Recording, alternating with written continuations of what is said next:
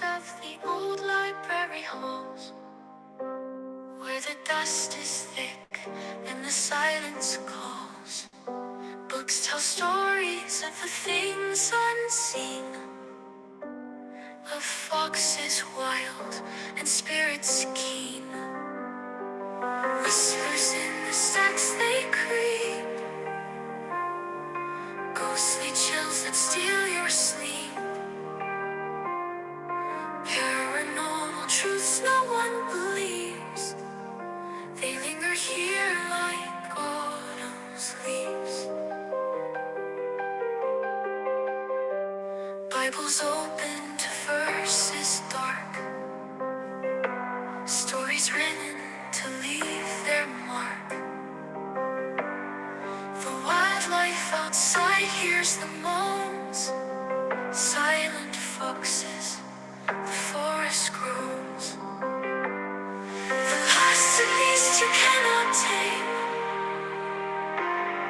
a history buff who knows no shame. One life outside hears the moans, silent foxes, the forest groans. The past a beast you cannot tame, a history buff who knows no shame.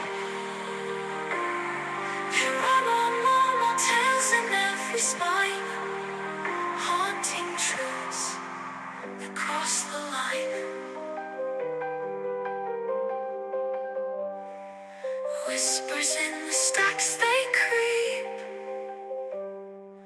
ghostly chills that steal your sleep.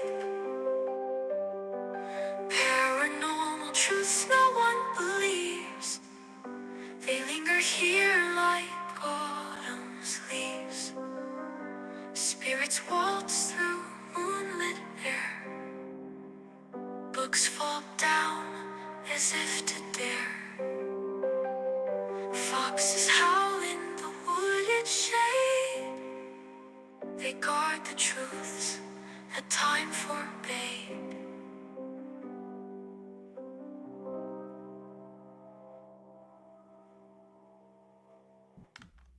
Good evening, everyone. And thank you for joining me here at the library on an odd night. This is an unusual Thursday night show. Let's get us going here. Here we go. Because I am unable to do a show tomorrow night, and I didn't want to be accused of being inconsistent. So I got one in early. We got one in early. And I think it's going to be an interesting one. It may not be long, but it'll be an interesting one. I have 4 stories for you about haunted pubs, which is always cool. You know, an old pub has to be haunted. Otherwise, why go there? You know, that's what I always say. But I want to first say hello to everyone on behalf of Lenny, Victor, and Edgar. Hello, James Simpson, who's staying up late for us. That's awesome. Thank you. Theme Do also staying up late. Wake, you know, he's usually asleep by now, but he's awake and kicking. Hello, Ryan. Good to see you. Hollywood is in the house. Sweet Tea, the author of that wonderful intro. Hey, Teacher's here. Hey, Teacher. Good to see you.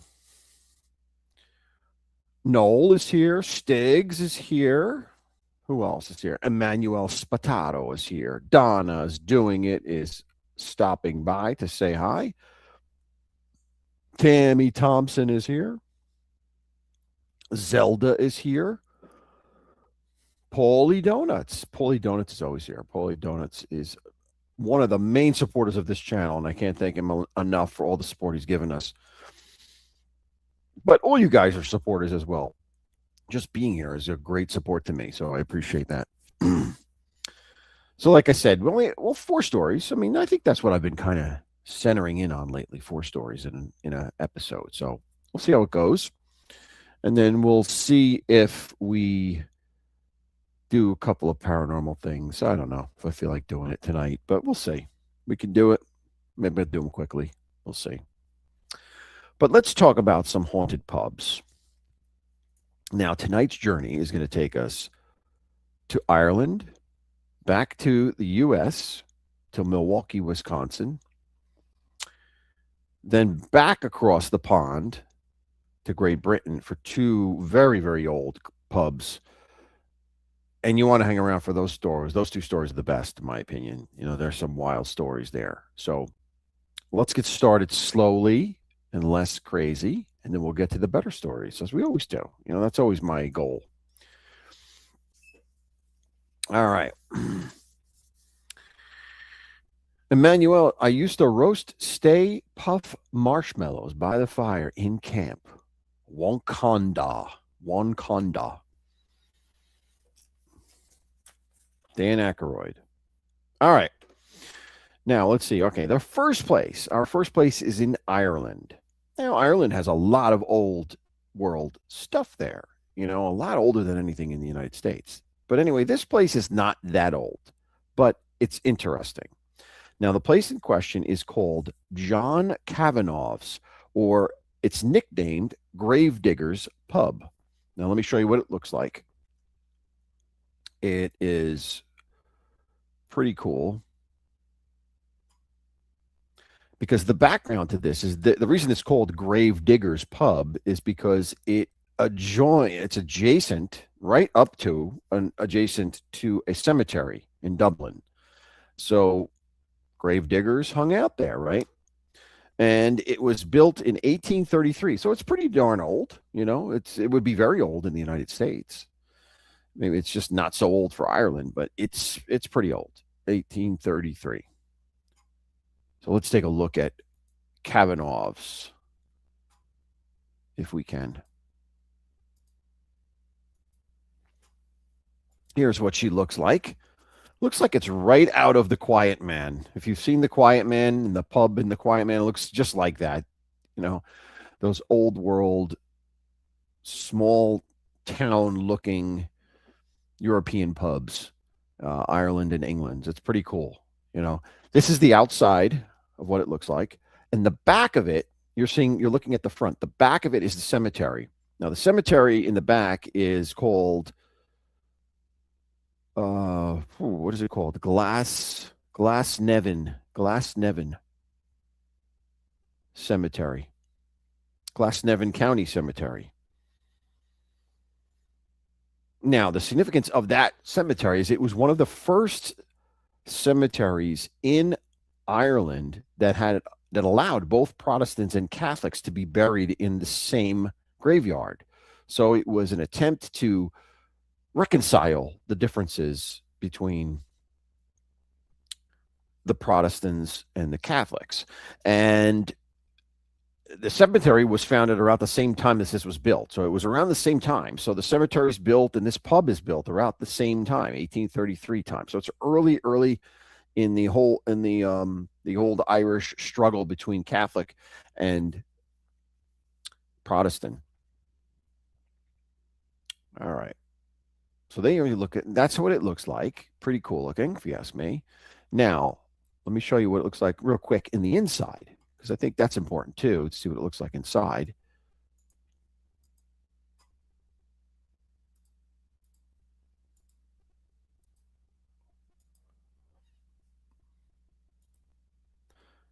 This is a picture of the bar, and it's smaller. It's a lot smaller on the inside than it looks on the outside. As you can see, it's hard to take a picture, like a wide angle picture of the place.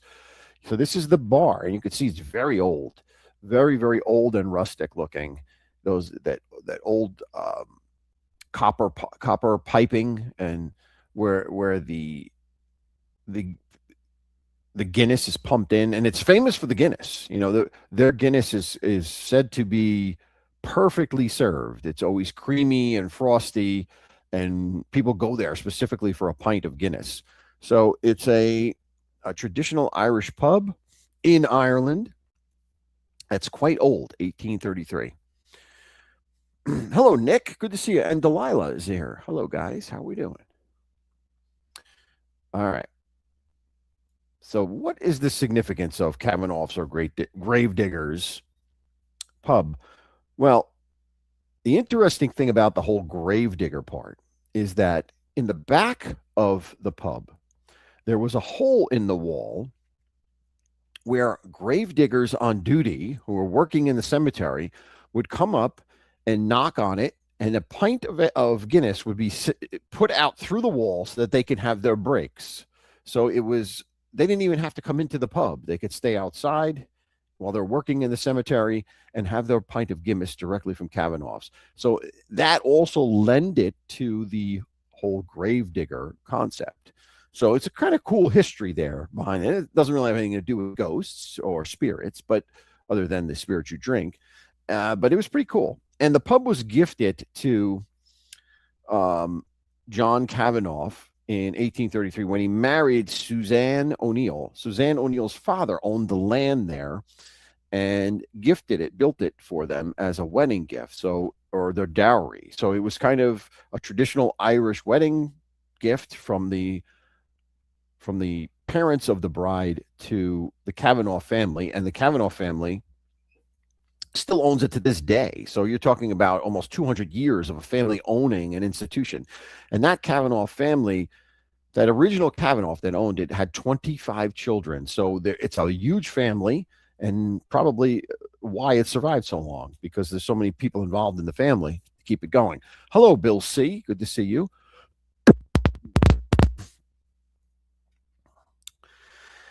Now, also, the pub drew a lot of business from cemeteries that, or, I'm sorry, for funerals that were happening in the cemetery. So a lot of times a funeral would happen and end in the cemetery, obviously for burial, and then everyone from the funeral would just go over to Kavanaugh's and have a pint, have some food, repass, perfect for a repass. So that's how it survived.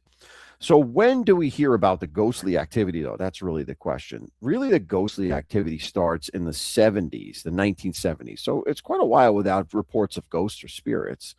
But it's in the 1970s where weird things start to happen in this pub. One thing that certainly sets it off is that there was a guard dog that they had there.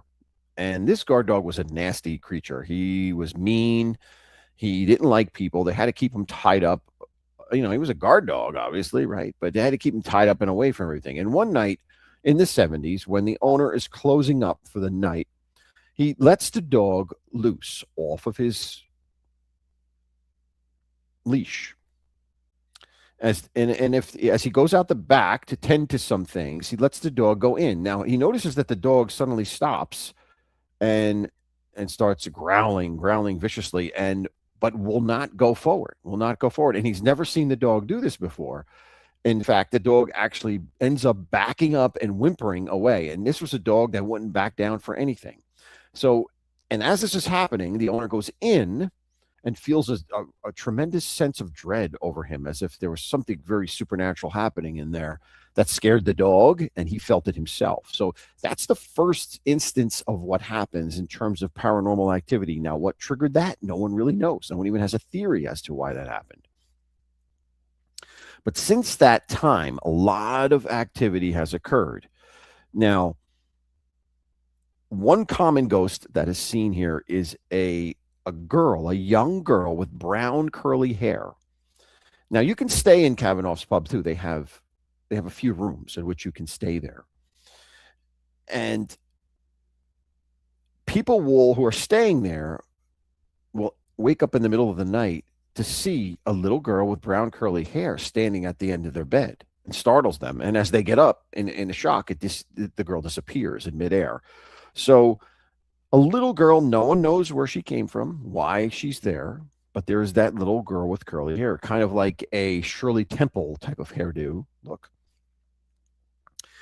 There is also a woman in a white nightgown with frilly collars. So those nightgowns with the frilly collars obviously were not common in the 20th century. That's usually a 19th century thing. So whoever this ghost is probably from the 1800s, and people have seen her appear and walk from room to room, never interacting with anyone, simply walking from room to room. This nightgown with frills sticking out of it.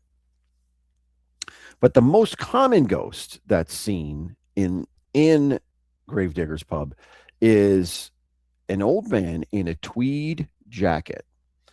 with a pocket watch, an old-time pocket watch that comes out of his vest, a real Victorian look to him. He has a pointed beard,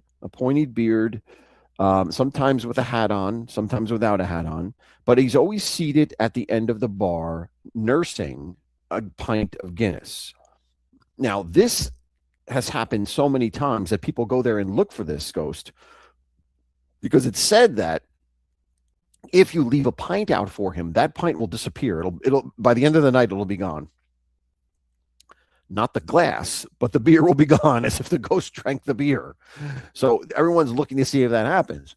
But it all started when one late night, the bar was closing. There was the usual crowd in there. The owner is shuffling out these rowdies that were there too late, and they begin to protest and say, well, why do we have to leave when the old man gets to stay here? And at that point, the owner turns to them and says, I don't know what you're talking about. Everyone needs to leave. And he turns around and he sees an old man sitting at the bar who wasn't there before. So he shuffles them out. He closes the door. He turns around to go get the old man, and the old man vanishes in front of him. So that's the first instance of the man in tweed appearing there, nursing his pint of Guinness. Since that time, like I said, he became a regular. So all this activity in Gravedigger's Pub in Dublin, Ireland happens or begins in the 1970s and has happened so often that it's become a reputation for this place. And it attracts ghost hunters. It attracts people just looking to see the ghost or encounter the ghost, as well as those that want to go there for a traditional Irish experience in a pub. So quite an interesting place. Whether you meet the little girl, the woman in the Victorian or the Edwardian, I guess Edwardian is what they call it, Edwardian high collars, frizzy collars, or you meet the old man in tweed. You have 1 in 3 shots, or maybe you have more than 1 in 3 shots of meeting a ghost if you hang out at Gravedigger's Pub. But one thing that you'll definitely get is a great pint of Guinness. At least that's what they say. They say it's the best Guinness around. So if you happen to be in Dublin, it's worth a shot. Go there and check it out. So that's your first story, Gravedigger's Pub, John Kavanagh's Pub in Dublin, Ireland. All right.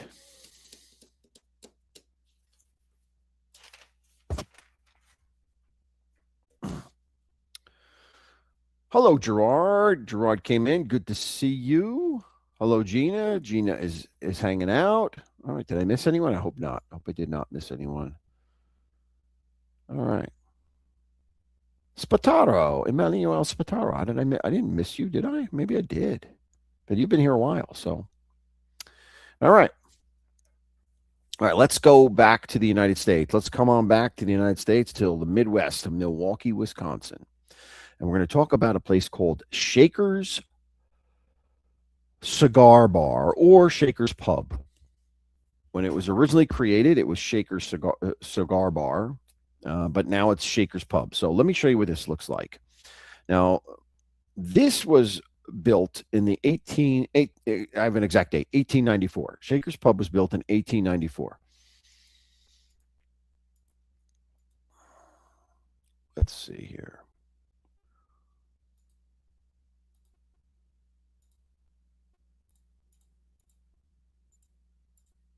Better have it because I know there it is.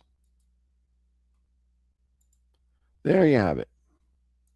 This is what Shaker's Pub looks like. It's a 3-story building, like I said, built in 1894. Very popular for its history as well as its spirits. So, especially around Halloween, you'd have a hard time getting in there. It's packed usually every night. And if you want to stay there, it's even harder because those are rooms upstairs that you can stay there overnight.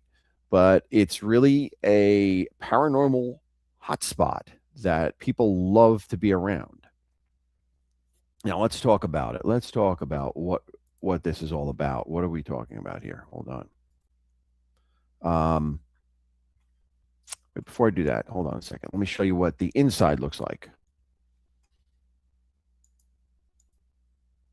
Now, over the years, Shaker's has had many different uses, which is kind of it's not really unusual. A lot of these places have had um, multiple uses over the years. Where is this? Well, I can't seem to find an inside picture that I thought I had. That's not good. Oh, here it is.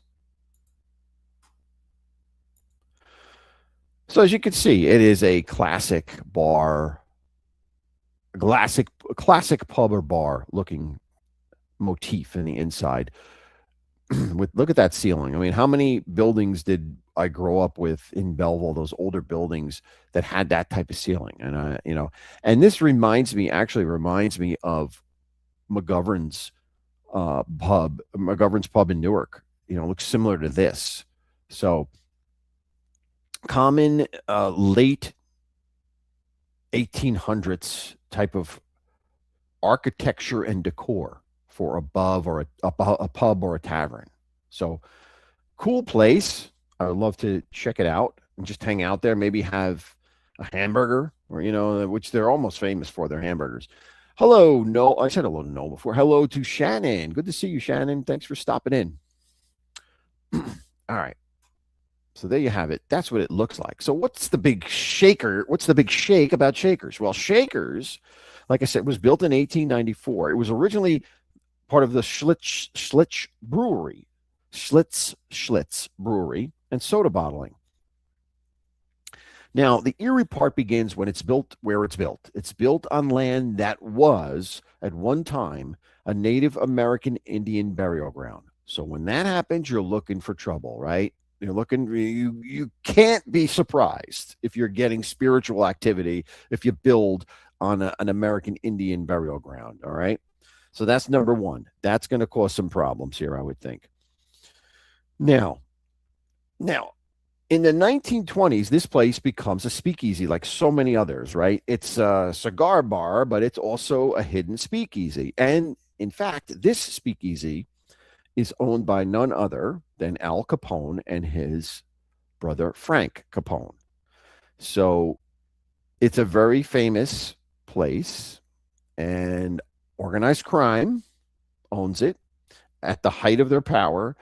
And as a result, there are plenty of deaths that occur on the premises, which is going to add to the spiritual potential, right? And the eerie potential of the place.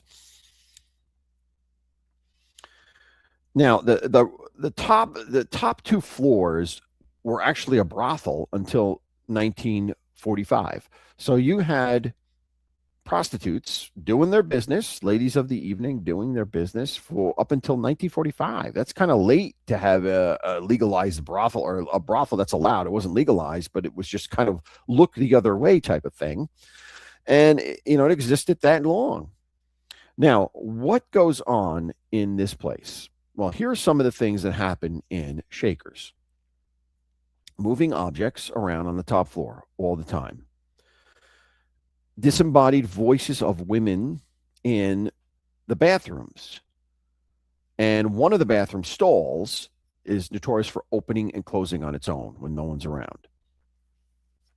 There's an eerie, uneasy feeling in the basement that everybody who goes down there gets.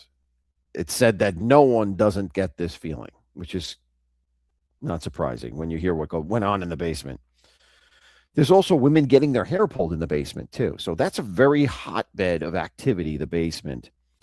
This is interesting. There's an old safe. If you kind of think of an old Western safe, like from cowboy movies or what have you, where it's really big, old metal safe that's kind of stuck to it's not officially attached to anything, but it's so heavy it becomes a permanent fixture. Well, there's one of those in this basement. But here's the eerie part about this. It moves around by itself. It'll be in one corner one night. The next night it'll be another corner, and no one will claim to have moved it. And one person can't move it. You need multiple people to move it, but it will appear overnight moving in different areas of the basement. So quite a creepy encounter when something moves that should be impenetrable, shouldn't be moving at all. I'm sorry, not impenetrable, but shouldn't be able to move because of the sheer weight of it. But it moves. So now some of the ghosts we have here, we have a lot of apparitions of ghosts. You have a young girl named Elizabeth. Now, Elizabeth is so old, the spirit, that her death occurred prior to the building being built in the 1890s. And it's said that she was a young girl who was playing on an apple tree on this area, on this grounds, and fell and broke her neck. And to this day is still there, still hanging out where she played her life away until it ended. And so she's a cute little girl. You see her, she's very happy, usually playful, and you'll see her in all different parts of the building and even outside at night. They have seen her in the vicinity. So quite an active little spirit. There is a teenage prostitute, the spirit of a teenage prostitute who they call Molly.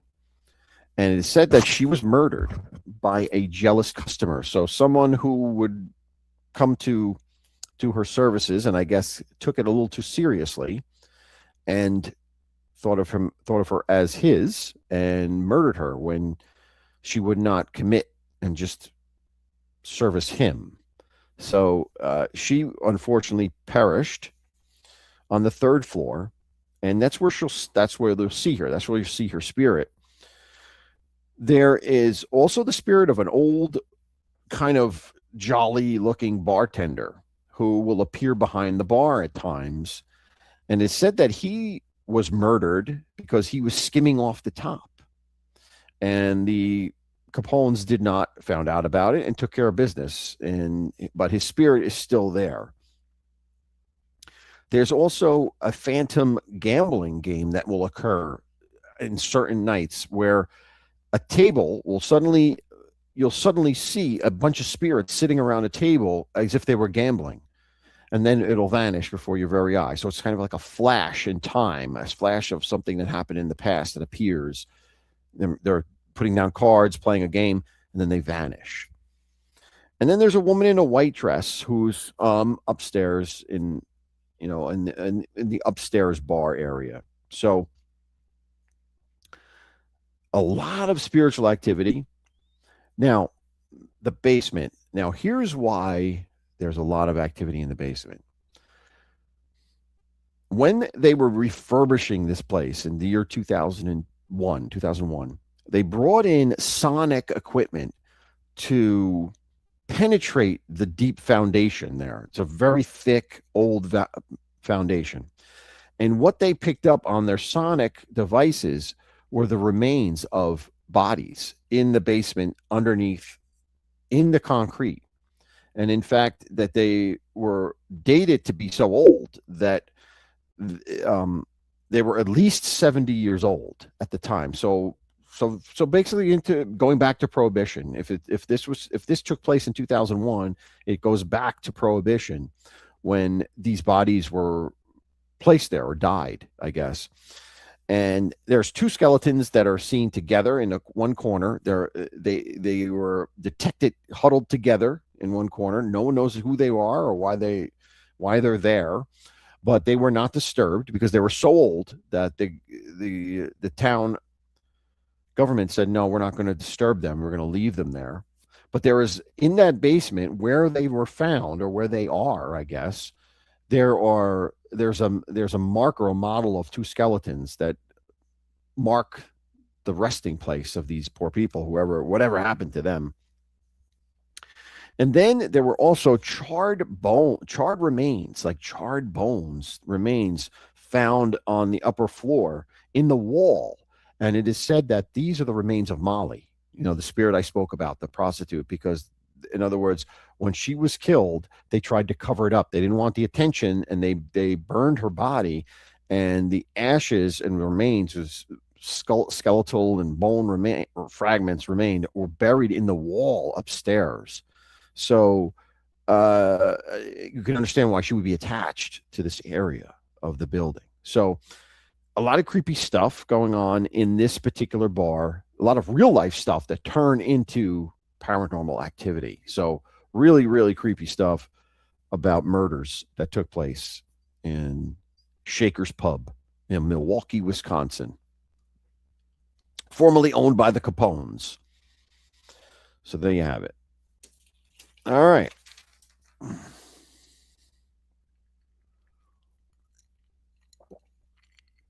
All right, let's go to England. Now, these are the main stories, right? So I'm glad you hung out for these. These are the interesting stories. The first story we're going to talk about is the Ostrich Inn. Now, let me clear out some of these because they're getting in my way real quick. Cabin off. Okay. All right, let me show you what the Ostrich Inn. Now, the Ostrich Inn, hold on to your hats for this one, was built in the year 1106, if you can imagine that.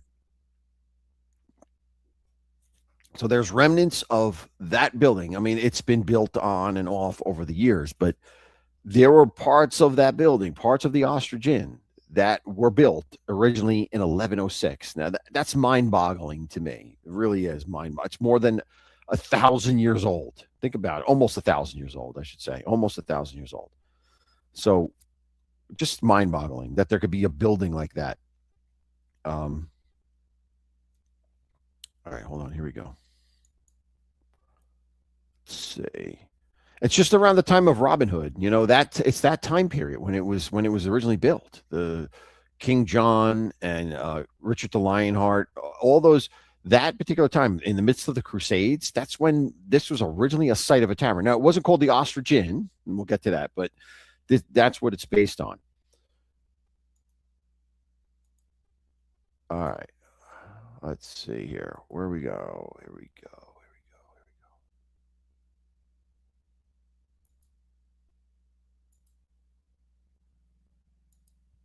Here we have the Ostrich Inn. As you can see, very cool looking European old buildings, you know, looking Tudorish looking style. Very cool on a cobblestone street. Very, very quaint. And it's located in Berkshire, England. It's about 17 miles north of London, near Heathrow.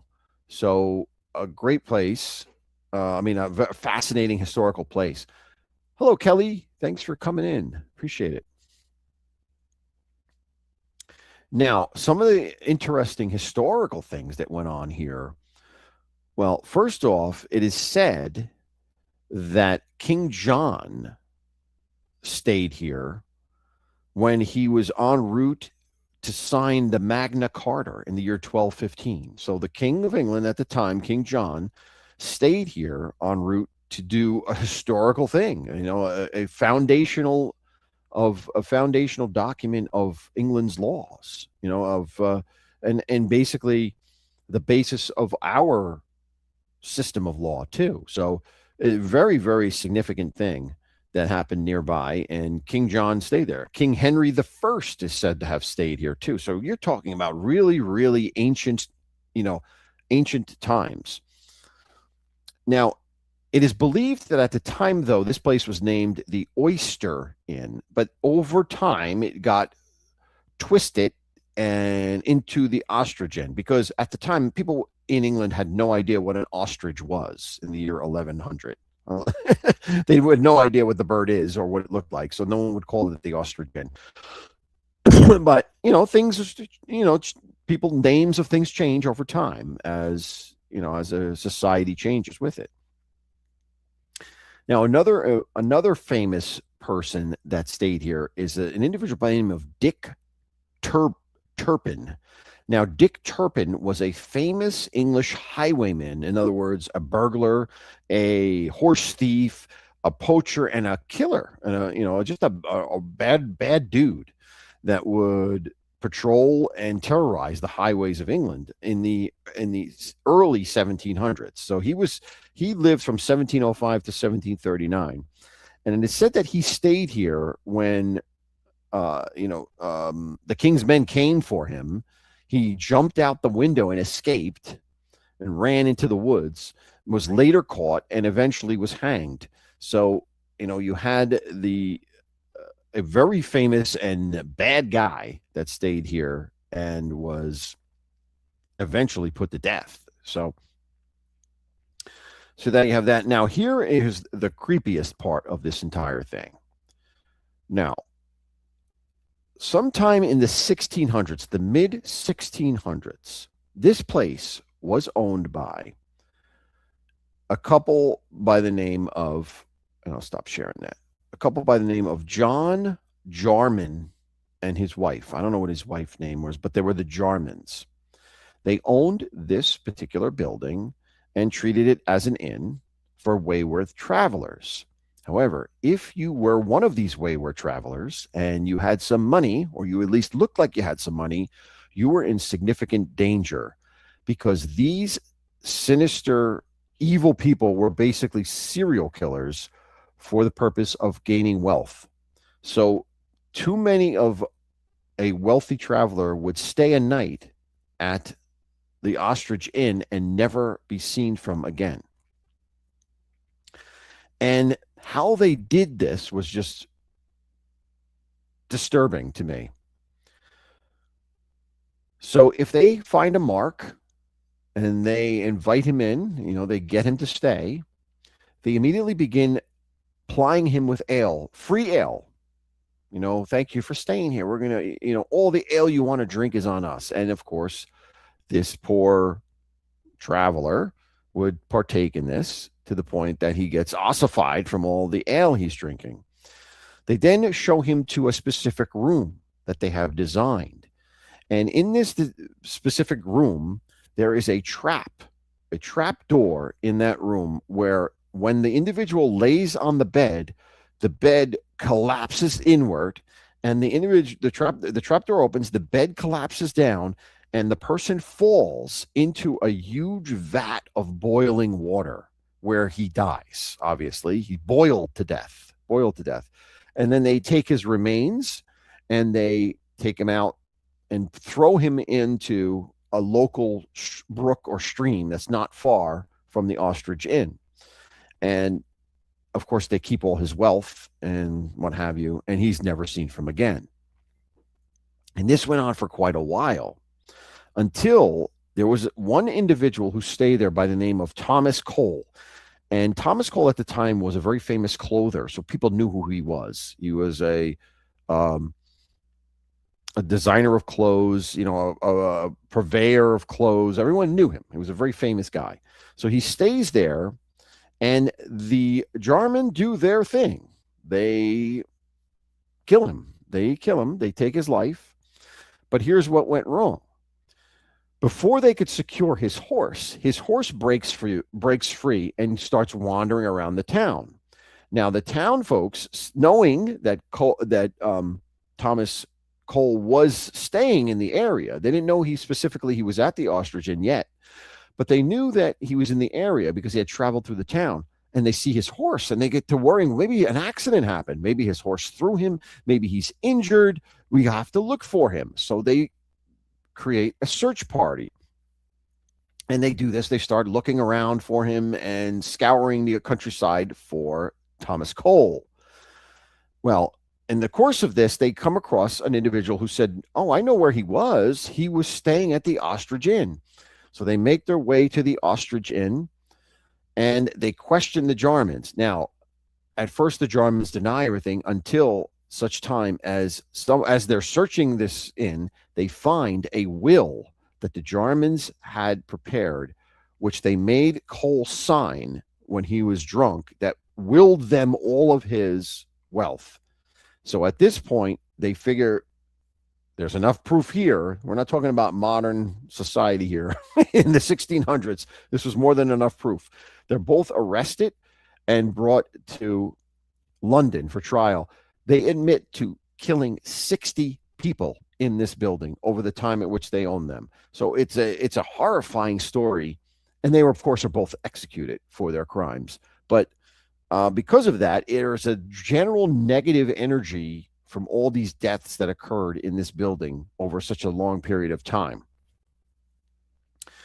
And some of the things you get in here are typical: cold spots, ghostly cold spots, feelings of dread in the bed chambers where the trap was.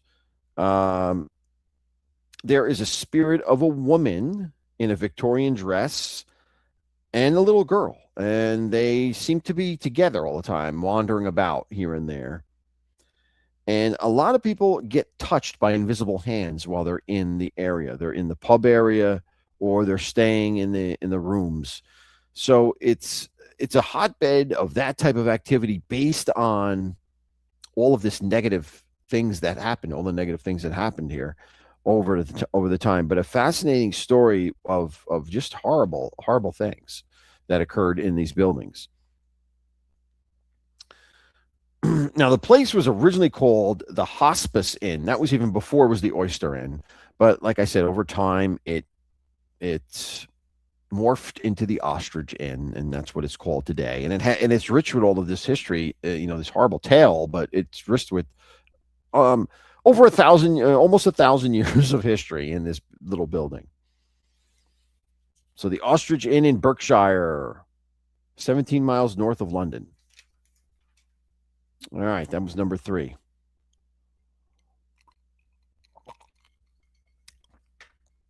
All right. Now, the final one is the Mermaid Inn.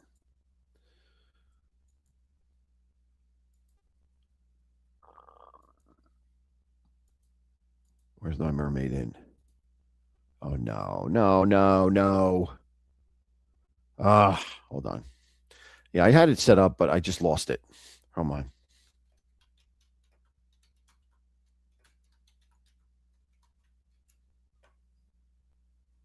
All right, here we go.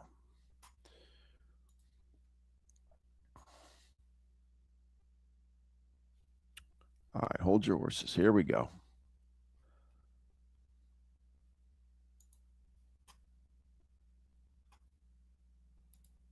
All right, let's see. Here is the Mermaid Inn.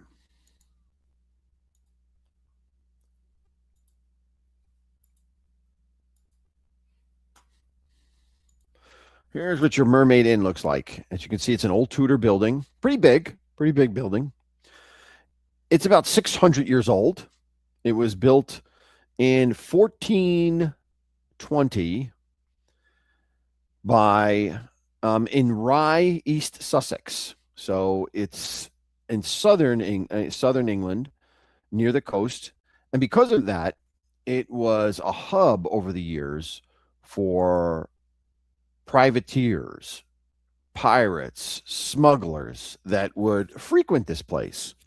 Now, the interesting thing about this place, in addition to its history, is the way that it's structured, because it's filled with secret passages. Secret passages in virtually every room. So it's it's almost like a fun house with all of these secret doors and stairways that lead to the basement tunnels, which were used by smugglers to hide goods, ship goods, run from the authorities, quickly escape. It's quite an interesting history here. Hold on. Now let me show you what it looks like on the inside.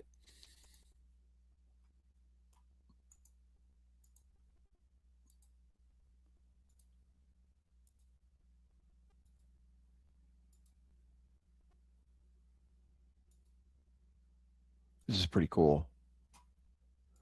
This is the fireplace in the main public room in here. And look at that, how big that fireplace is, and the medieval weapons on the wall. That's pretty cool. I mean, I'd love to go visit this place. Just to be in here and experience that would be very cool. Hello, Judge. The judge is here. Good to see you, buddy.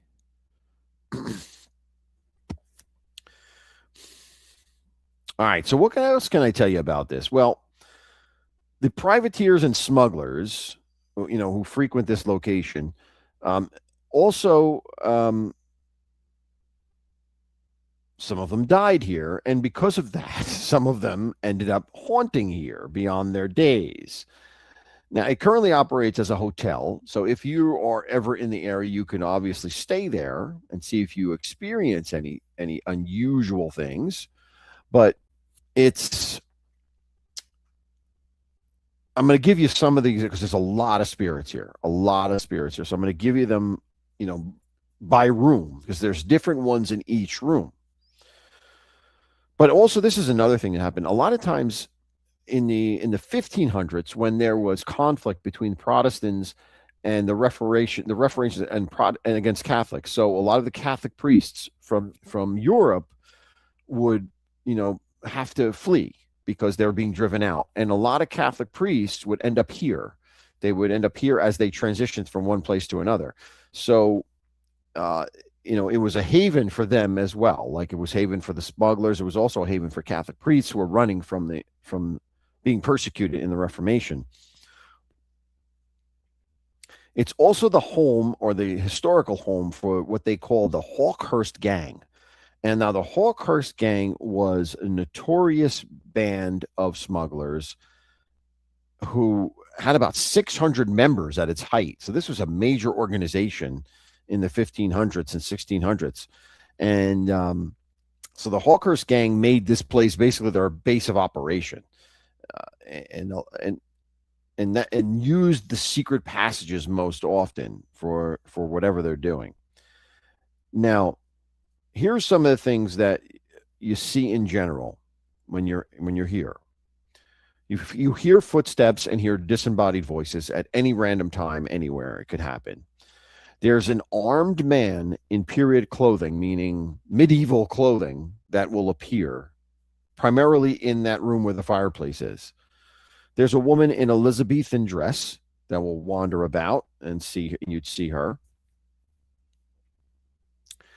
Now, this is interesting too. This is similar to the Ostrich Inn because although the building itself here was built in 1420, the foundation and the cellar goes back to the year 1156. So kind of in the same range. The foundation is kind of in the same range as the Ostrich Inn. So very, very old. Now, let's go through. Obviously, there's orbs captured all the time on camera in this building. Some of the famous people that have stayed here over the years, you'll know some of these names. There were Marlon Brando stayed here, Pierce Brosnan, Charlie Chaplin stayed here, Johnny Depp, the Queen of England stayed here, Sophia Loren stayed here, Andy Garcia. A lot of famous people when they were visiting England would stay here because of the ambiance and because of the history. So those folks that love that would be gravitated to it, and they've stayed there. And the Mermaid Inn advertises about this. So here's some of the activities that go specific to each room. This is where it gets really interesting. So let's start off with room 17. Room 17 has a rocking chair that's in it. Now, this rocking chair will move on its own. You'll be sitting in that room or standing in that room, and you'll see the rocking chair simply start to move. And we're not talking about wind type of movement here. Significant movement. There will be orbs in this room, and you'll feel sudden chills. So that's room 17. Room 16 has a secret passage that that opens to a stairwell that goes all the way down to what is the bar now. And when originally it was a kitchen. It was the kitchen originally, but it's now the bar area. So there's a secret passage in there that goes all the way down. Now, this is really interesting what happens in this room. People have said that they have seen a sword fight occur in this room before their very eyes. That two men though, first of all, they're going to hear they hear knives clashing, huffing and puffing as if men were clashing swords, and a classic sword fight happening in this room. And then they will materialize simply as they're getting to the area where the secret passage is, and the loser of the duel gets pushed down the stairs. So this is reenacted before people's very eyes. Now, certain people that have stayed there have different people have stayed there have gave the exact same account independently without knowing about it. There was a woman by the name of Kiki Kendricks, um, who in 1993 saw exactly this happen at 4 a.m. in the morning and was terrified by it, and actually vacated her room because of it. And I think she's supposed to be someone famous. I didn't know it off the top of my name. Kiki Kendricks. I don't know, but yeah, she experienced that sword fight, which to me would be fascinating to see that. Imagine that. You're just like looking into history. You're looking into something that happened 500, 600 years ago, right before your very eyes. That would be fascinating. So that happens in room 16. In room 5, there is a lady in white that walks around the room, and then will go across the hall to the single room across. So room 5 is a double room. She'll come materialize and walk to the single room across. Let's go on to room 15. Room 15 also has a secret passage behind a bookcase in there. And many people have said they've seen a figure with a dog come out of the secret passageway, enter the room, and look around and then disappear. If you try to touch them, and this is the interesting thing, you can touch them. This is what I've never heard from before, is that people have claimed that this it's a shadowy figure with a dog. So picture a person in black, like a black shadow of a person, and the shadow of a dog, and he's holding a dog. And you can go up to this apparition and stick your hand in the apparition, and the apparition will not immediately disappear, but it will consume your hand, so that you'll see your hand. You won't see your front of your hand because your hand is in the black mist. Fascinating stories. How that could, I've never heard that story before. That how it's usually when people interact with a spirit or what they think is a spirit, it vaporizes or disappears. This one, they say the hand disappears as if you're in something. So quite a fascinating story there in room 15. In room 19, there is a gentleman in old-fashioned clothing that sits on the bed and simply smokes his pipe, sits on the bed and smokes his pipe. On room 3, people have experienced getting pushed, and also when they're lying in bed, getting like a gentle kick in their back, as if someone was lying next to them and they kicked them, to stop them from snoring, for example, something like that. Kind of really interesting. And then in room number 1, there's a lady in white that sits in a chair by the fireplace. And if you leave clothes on her chair overnight, in the morning, those clothes will appear soaking wet. And there's no source of the water anywhere, no leaks, but they show up soaking wet. So fascinating stories, room by room, in the Mermaid Inn, and probably why they call the Mermaid Inn the most haunted place in haunted pub in the world, because of all of this various activities that go on, in addition to the general orbs and noises and things moving that you hear in all haunted houses. This is just something that's really fascinating to me, all of this history and all of the secret passages in here that are haunted by these spirits. So very, very cool, exciting place to meet or visit, the Mermaid Inn in Rye, East Sussex, England. Very, very cool. All right, so there's your 4 stories: the Mermaid Inn, the Ostrich Inn,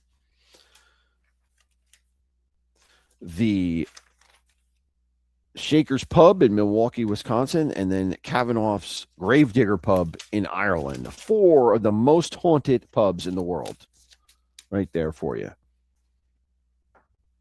All right, hello, CG2. Good to see you. Thank you for coming in and hanging out a little bit.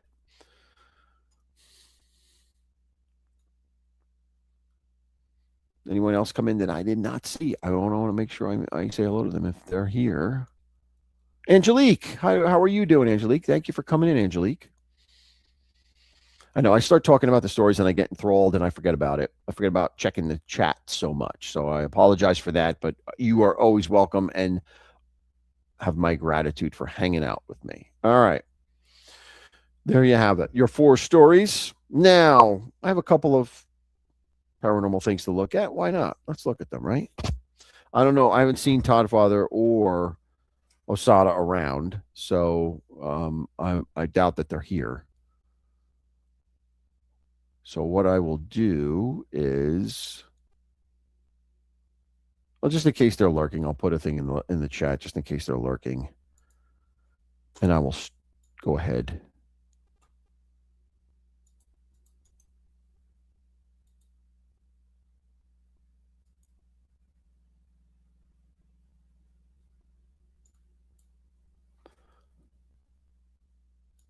All right. Okay, it's there if they're here or if they show up. All right, so let's do this.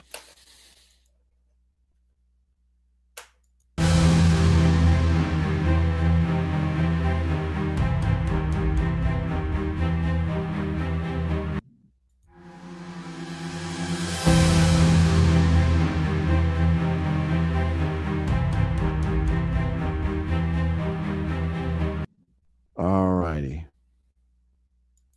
Let's get rid of that. Now, let's see what we've got here. Our first alleged paranormal thing here. Let's see what we got here. All right.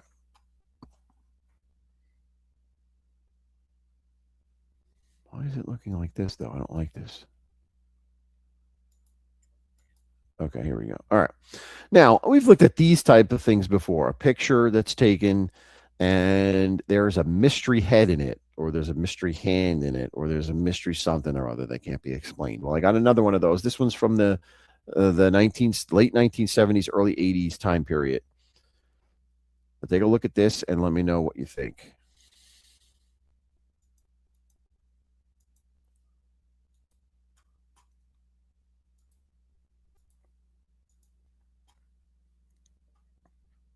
All right, you see this photo here. Now, this photo, you see 3 heads in this photo. However, you only see 2 bodies. Who is the girl in the middle, or what is the girl in the middle? Is that a spirit? I don't know. Now, if we play this a little bit, because it's a still picture, but it's on a video. So let me play this a little bit, because here's an important factor about this, is that there is, it's got to get a little bit, let me see, I want to get a little bigger. Hold on. Now look at this. Look at this shot. This is important. There is, if there's a person, if that's a girl standing behind them, she has no shadow. There's only the shadow of these 2 girls. There is no shadow behind her. That's what's fascinating to me about this. Where are her legs? Where are her legs? Where is her torso? I mean, I don't have an answer to this. Unless this is completely faked, unless it's photoshopped to some degree, there's no explanation for this.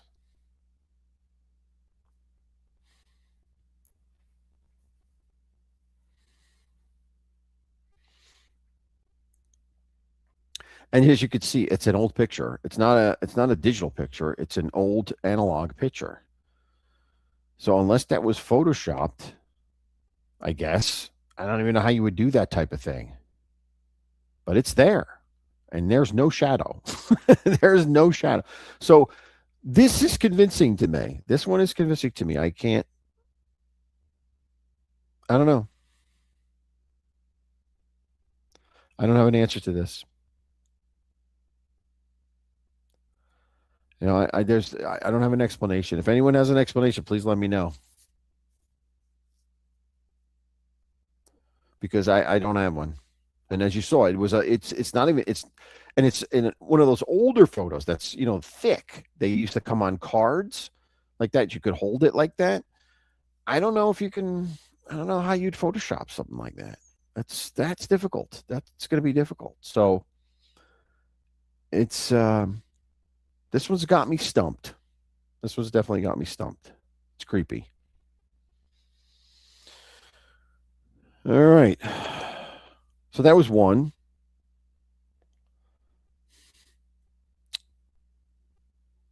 And I got a couple more.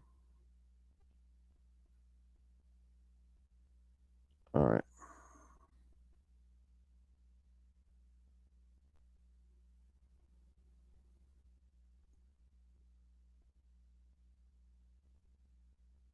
All right. Let's go on to our next one. Let's get rid of this.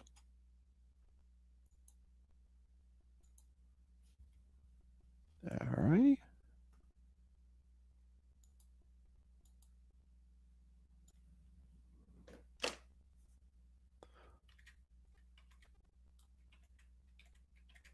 Where did the other ones go? Oh, here we go. All right. All right. Let's look at this one now.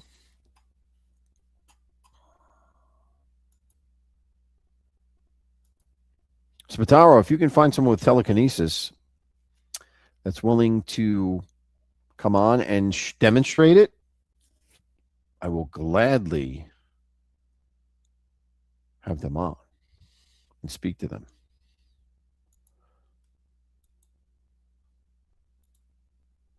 But I don't believe in telekinesis. I believe in ghosts before I believe in telekinesis, quite frankly. so they got to prove me on that one. They have to prove it to me on that one. All right. Now look at this. This is interesting. This one's interesting. This is a passing video. And in this video, you're going to see a man with no head. What do we think about this? As you can see, it's a video.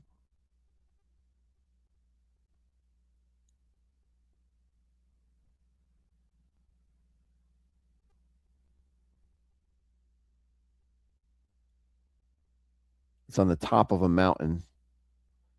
These hikers.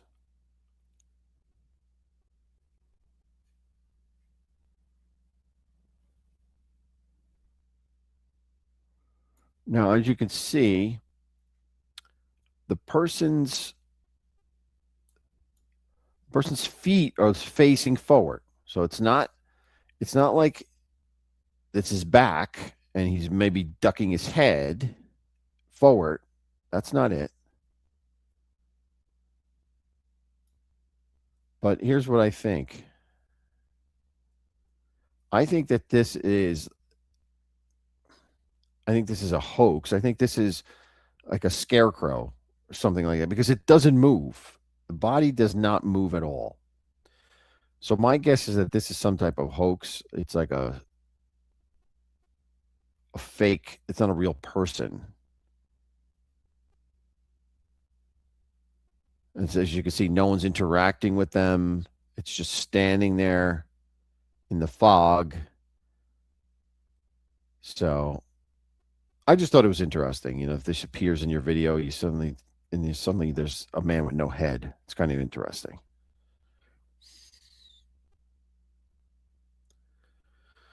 All right.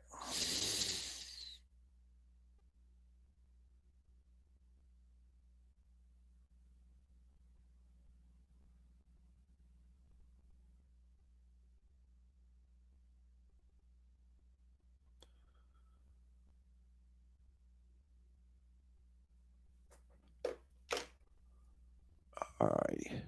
Let's get rid of this. I got one more. I will do real quick. Yeah, I don't know, Zelda, what that is.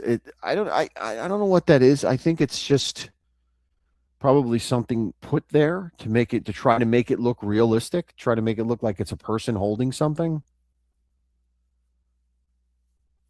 So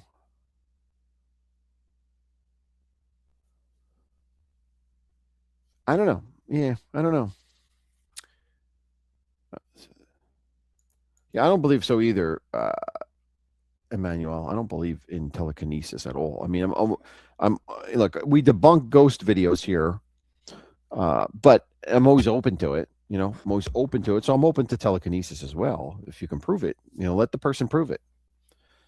Let them show their power. Absolutely. Um, I'd be happy to see that.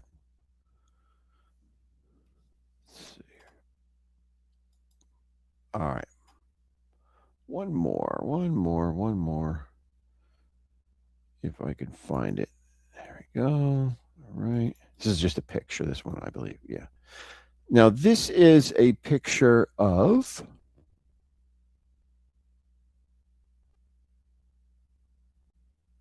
Oh, this is a picture of one of the stories. This is a picture of the Shakers Inn. This is allegedly a ghost photo taken in the Shakers Inn, Shakers Pub, Shakers Cigar Bar. So take a look at this and see what you think.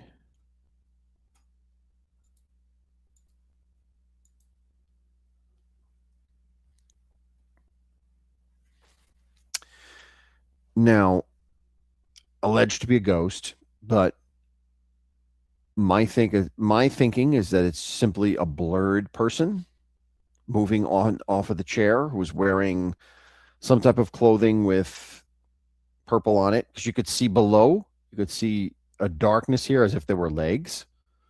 I think it's just a person in a blurred photo. Was moving when the photo was taken, and it looks like a ghost or a spirit because of that. I don't think it doesn't look paranormal to me at all. But because it's in a haunted place, people are looking for that. You know, your mind is apt to see what it wants to see. So this one is pretty straightforward, in my opinion, that it's not a spirit. It's just a blurred person. So,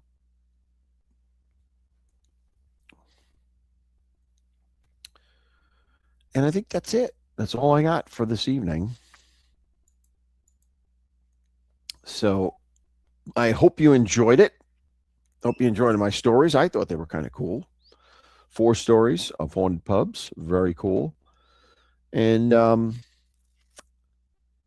thank you for staying with me on an odd day. It's Thursday, not Friday, because I can't do one tomorrow. So I thought that was nice, you guys, to still find me and hang out with me, even though it's not the normal time. So I appreciate that.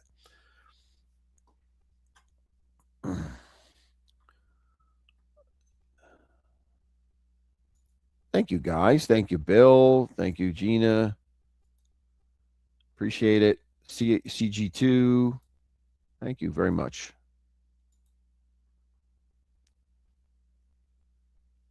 Spataro's got a mission now. He's on a mission to find the telekinesis person. He's on a mission. Hey, Yankees. Hey, Yankee. Good to see you. Yankees, good to see you, my friend. Thank you, teacher. Appreciate that always. Please hit the like button. I know I don't say that often, but please do. Please hit the like button. And also, please hit the hyped button too. If you watch it, and now I noticed the thing, the hype button doesn't show up until it's, I think, a day old. If you wait a day old and happen to go back, you'll see there's a hype button on it, and hype it up. And if you click on hype, it gives you 1,000 points or whatever. And if you get enough of them, I guess if you get in line on how the YouTube algorithm will push out to other people. So, I always try to go back and do that, click it after the show, and hopefully that helps. But who knows? You never can tell. Hey, Bobo, I haven't seen you in a while. Good to see you. Oh, no problem, Bobo. You can always, if you're interested, go back. We had some cool stories, I think. Cool pub stories. A lot of spirits, a lot of ghost spirits attached to these pubs.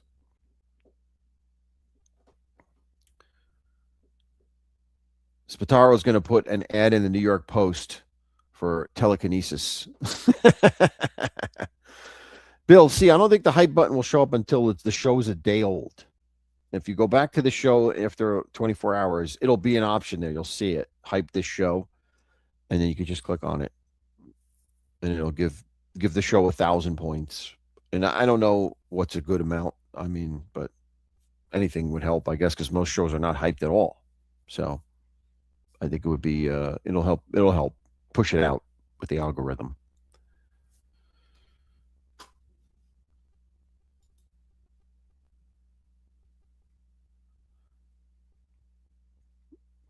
All right. Well, with that, I'm going to say have a great night and a great weekend, everybody. On behalf of Lenny, Victor, and Edgar, I want to thank you all for being here and hope to see you next time. And as always, if you have ideas, let me know. Leave a comment, maybe leave a comment about an idea for a future show or something you'd like me to research. A story you may have heard word of mouth that's not readily known and you'd like me to research it and look into it, I'd be happy to do that. That's fascinating to me to find those stories that are not known and delve into them a little bit. So let me know if you have anything. Leave a comment to the show, and also the comments help too. Comments to the show help make it be more popular and get pushed out. So as always, I will say thank each and every one of you for being here. God bless you. Have a great week. And until next time, stay scared. Have a good one. Ciao.